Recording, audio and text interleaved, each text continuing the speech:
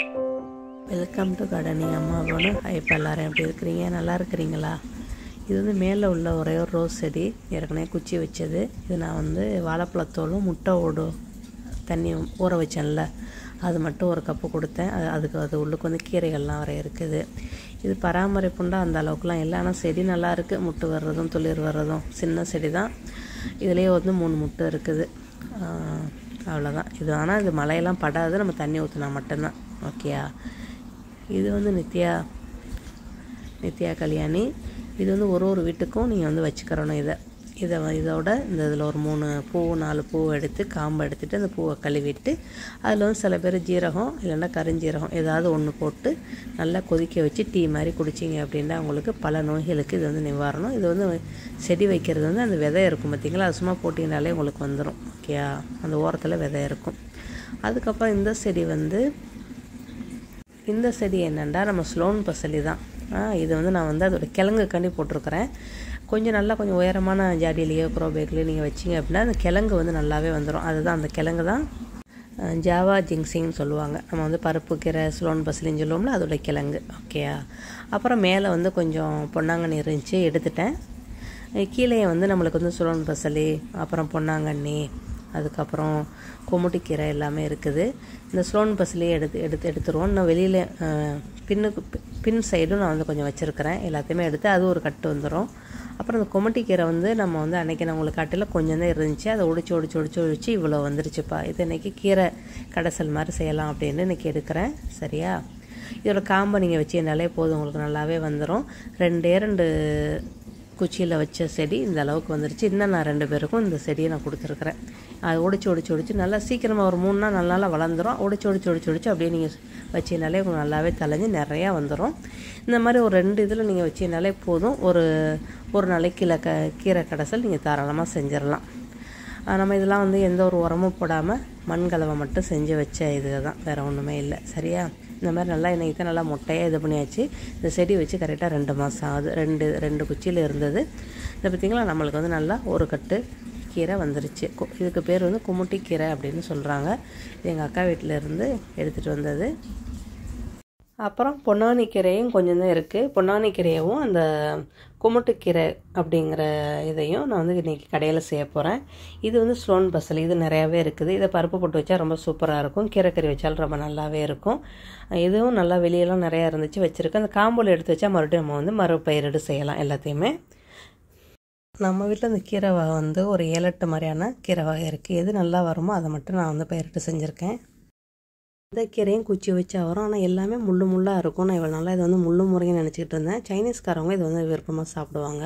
இது நம்ம பருப்பு போட்டு பொன்னாங்கண்ணி கீரையெல்லாம் எப்படி செய்கிறோமோ அதேமாதிரியே செஞ்சுக்கலாம். டேஸ்ட்டு வேறு லெவலில் இருக்கும். இந்த பேர் சைனீஸ் பேர் தெரியும், ஆனால் தமிழில் எனக்கு பேர் தெரியலை. அப்புறம் ரோஜாப் செடிக்கு டெய்லி இப்போ மழை பெய்யறதுனால தூக்கி மழை படாத இடத்துல நான் வச்சுருக்கிறேன். அப்புறமா போன சீசன் மாதிரி நம்மளுக்கு எல்லாம் அழுகி போயிருந்து பயத்தில் வச்சுருக்கிறேன். பூக்கள்லாம் எடுத்தாச்சு. இதுக்கு நான் கொடுத்த உரண்டு பார்த்திங்கன்னா 2 உரம் தான் கொடுத்துருக்குறேன். முட்டையோட வாழைப்பழத்தோலை ஊற வச்சு கொடுத்தது, அதுக்கப்புறம் கோதுமை மாவை புளிக்க வச்சு கரைச்சி கொடுத்தது. அவ்வளோதான், அது 2 தான் கொடுத்தது, வேறு எதுவுமே கொடுக்கவே இல்லை.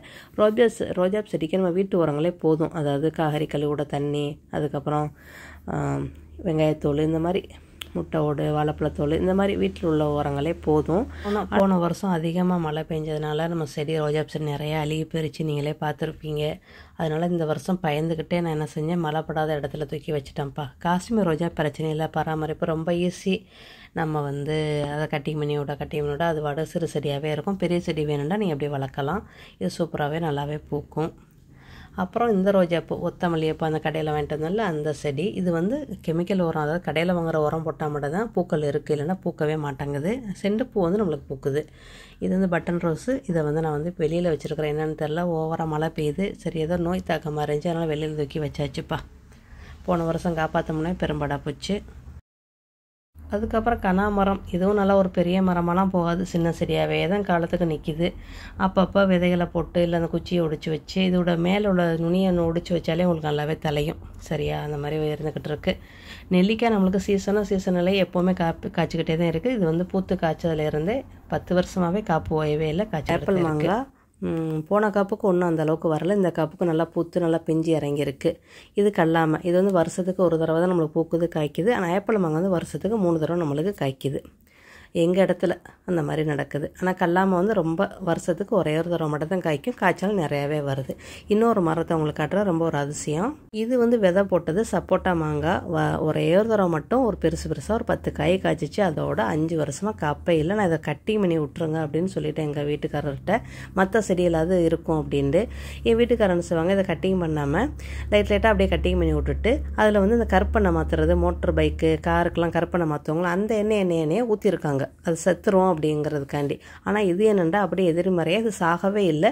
அதுக்கு பதிலாக நிறையா பூ பூத்து காய்ச்சிருக்கு. அந்த காப்பு எப்படி எங்களுக்கு தெரியும் அப்படின்னா, கீழே வந்து 2 காய் விழுந்ததோட தான் வீட்டுக்காரங்க பார்த்துருக்காங்க. என்னடா விழுந்திருக்குன்னு அண்ணாந்து பார்த்தா காப்பு வந்து ஒரு 100 காய்க்கு மேலே கிடக்குது, சப்போட்டா மாங்காய் கிடக்குது.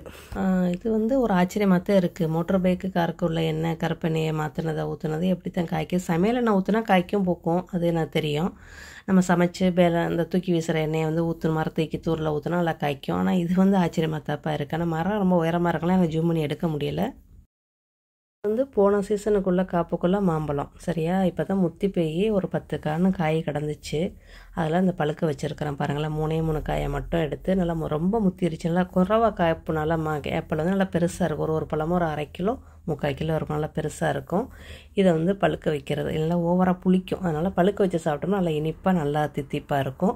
இது சப்போட்டா மாமரம். இந்த நம்ம ஏற்கனவே இதை காட்டினால அந்த பெரிய மரத்தோட காய் இதான் பெரிய சைஸ். இதோட பெரிய சைஸ் இது போகாது. இதை விட சின்ன சைஸாக வேண்டாம் காய்க்கும். இப்போ நிறையா காய்க்கிறதுனால இதோட சின்ன சைஸாக தான் கிடக்கு. இது குழம்புக்காண்டி எடுத்தேன், பார்த்தேன் நல்லா முத்தி போயிருந்துச்சு. சரி இதையும் சேர்த்து பழுக்க வைக்கலாமே அப்படின்ட்டு இந்த ஆப்பிள் மாம்பழத்தோட அதையும் சேர்த்து பழுக்க வச்சுருக்குப்பா. ஆனால் அது எப்போ பூத்துச்சு எப்போ காப்பு பிஞ்சு வந்துச்சுன்னு எங்களுக்கு தெரியவே இல்லை. அடுத்த பதில சந்திக்கலாமா? வளமுடன். Happy gardening.